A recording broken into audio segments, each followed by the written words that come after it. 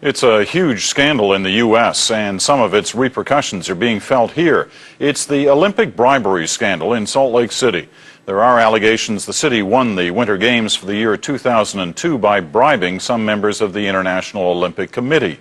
Tom Kennedy reports on the scandal and why it matters here.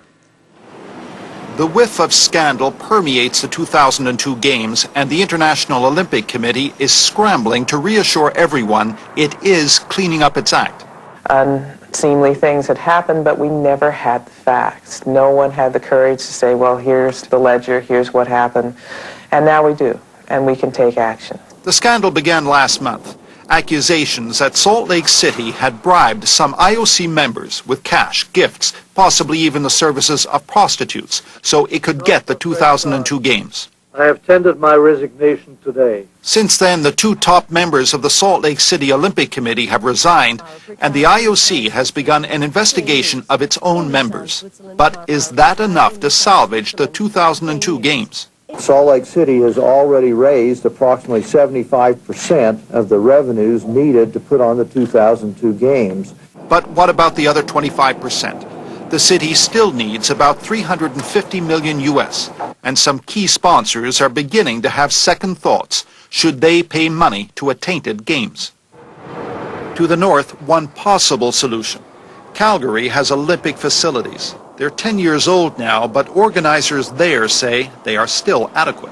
We don't hope they fail, but we have offered on a number of occasions to stand in if any city should ever fail to be able to complete their obligations. Another Canadian city watching the scandal closely is Quebec. 3 years ago, it spent $12 million on its own bid for the 2002 Games.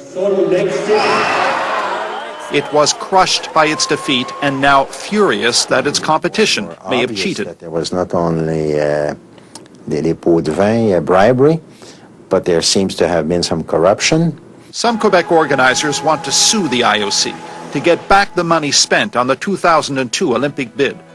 The mayor told his council last night, let's wait to see what the IOC's investigation concludes. The investigation is being headed by a Canadian, Dick Pound. He's also an IOC vice president. His report is due on January the 24th, and the IOC promises that the very next day it will fire any members found to be corrupt. The 2002 Olympics may be forever tainted by this scandal, but Salt Lake City says the Games will go ahead. Tom Kennedy, CBC News, Quebec City.